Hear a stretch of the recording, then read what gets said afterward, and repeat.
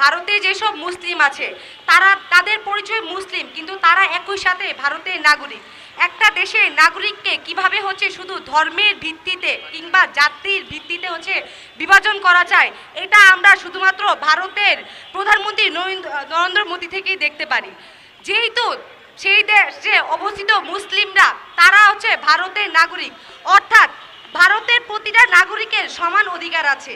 সেখানে মুসলিমরা কেন তাদের ধর্ম পালনের বেসিক রাইটসটা পাবে না? এটা তো একজন নাগরিকের বেসিক রাইটস। আমরা দেখেছি যে সামনে যেহেতু মুসলিমদের সর্ববৃহৎ দুইটি উৎসবের মধ্যে একটি উৎসব আমাদের কুরবানি ঈদকে কেন্দ্র করে কলকাতায় আমরা বিভিন্ন ঘটনা দেখতে পাচ্ছি।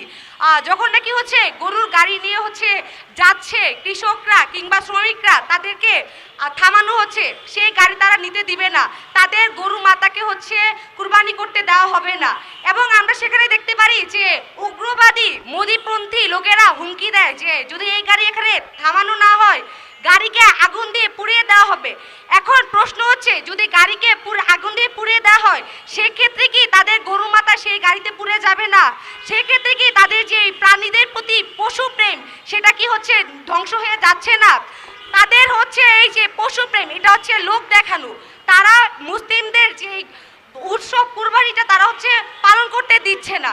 তারা হচ্ছে বলে যে তাদের মধ্যে পশু প্রেম, সেই জন্য তারা হচ্ছে কুরবানির গরুদেরকে হচ্ছে আল্লাহর নামে কুরবানি করতে দিবে না। কিন্তু আমরা দেখতে পারি মোদি কখন হচ্ছে সরকার হয়, যখন 2000 মুসলিমদেরকে সে হত্যা করে। তাদের মধ্যে পশু প্রেম আছে কিন্তু মানুষ প্রেম নাই।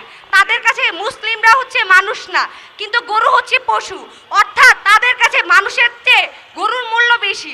আমাদের মধ্যেও পশু প্রেম আছে, এর জন্য আমরা হচ্ছে পশুদেরকে হচ্ছে পালন করি। আর তারা হচ্ছে মাতা বলে মানুষের মধ্যে একটা সিন্ডিকেট তৈরি করে। তারা ধর্ম এবং জাতি ভেদে যে একটা ভারতীয়দের মধ্যে বিদ্বেষী মনোভাব তারা হচ্ছে তৈরি করছে, সেটা নিন্দা জানায়। আমাদের সমস্যা কখনো ভারতের জনগণের সাথে নয়, আমাদের সমস্যা ভারতের উগ্রপন্থী মানুষদের উপর। এবং আমরা দেখি যে বর্তমানে বিভিন্ন জায়গায় ভারতে আমাদের বাংলাদেশি ভাইদেরকে হত্যা করা হচ্ছে, সীমান্তে আমাদেরকে বিজিবিদের হত্যা করা হয়। এটার বিচার সরকারকে অবশ্যই করতে হবে এবং চূড়ান্ত একটা হচ্ছে সমাধানের পথে আসতে হবে।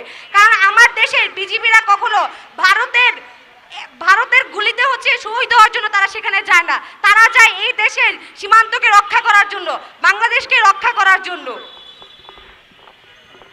ধন্যবাদ সকলকে।